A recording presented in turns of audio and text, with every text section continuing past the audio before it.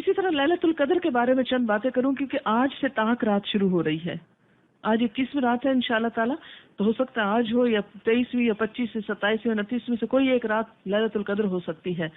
نبی صلی اللہ علیہ وسلم نے فرمایا من قام رمضان ایمانا واحتسابا غفر له ما تقدم من ذنبه، اور من قام لیلۃ القدر ایمانا واحتسابا غفر له ما تقدم من ذنبه. تو اصل عبادت کیا ہے؟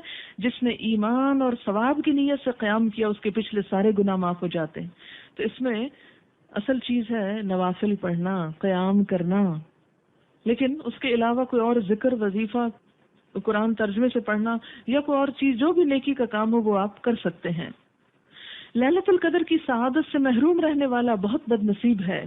حضرت انس بن مالک سے روایت ہے کہ رمضان آیا تو نبی صلی اللہ علیہ وسلم نے فرمایا یہ جو مہینہ تم پر آیا اس میں ایک ایسی رات ہے 1000 مہینوں سے بہتر، جو اس کی سعادت سے محروم رہا وہ ہر بھلائی سے محروم رہا. فرمایا لیلۃ القدر کی سعادت سے صرف بد نصیب ہی محروم کیا جاتا ہے کہ وہ اس دن کوئی نیکی نہیں کرتا. لیلۃ القدر رمضان کے آخری عشرے کی طاق راتوں میں تلاش کرنی چاہیے. نبی صلی اللہ علیہ وسلم نے فرمایا رمضان کے آخری عشرے کی طاق راتوں میں لیلۃ القدر تلاش کرو، اور ان دنوں میں آخری عشرے میں ویسے بھی عبادت زیادہ کرنی چاہیے اور اپنے اہل و عیال کو بھی اس کی تلقین کرنی چاہیے. حضرت عائشہ فرماتی ہے کہ نبی صلی اللہ علیہ وسلم رمضان کے آخری عشرے میں باقی دنوں کی نسبت عبادت میں بہت زیادہ کوشش کرتے تھے، بہت تھکتے تھے اس میں.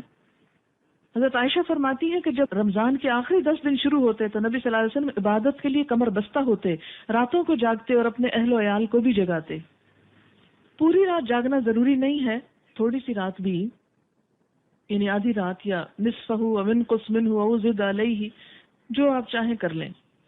حضرت ابو ذر کہتے ہیں کہ نبی صلی اللہ علیہ وسلم نے فرمایا جس نے رمضان میں امام کے واپس ہونے تک امام کے ساتھ قیام کیا یعنی تراویح، اس کے لیے ساری رات کا قیام لکھا جائے گا، ساری رات کا ثواب، یعنی باجماعت تراویح کا اتنا بڑا اجر ہے. حضرت عثمان بن عفان کہتے ہیں میں نے نبی صلی اللہ علیہ وسلم کو فرماتے ہوئے سنا جس نے عشاء کی نماز باجماعت ادا کی اس نے گویا نصف رات قیام کیا، جس نے نماز عشاء باجماعت ادا کرنے کے بعد صبح کی نماز بھی باجماعت ادا کی اس نے گویا ساری رات قیام کیا.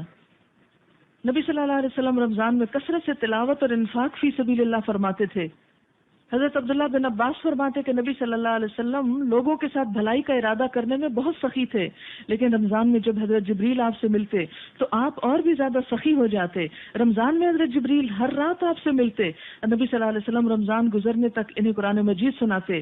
اسی لیے ہر حافظ کو چاہیے کہ وہ رمضان میں کسی نہ کسی کو ضرور سنائے.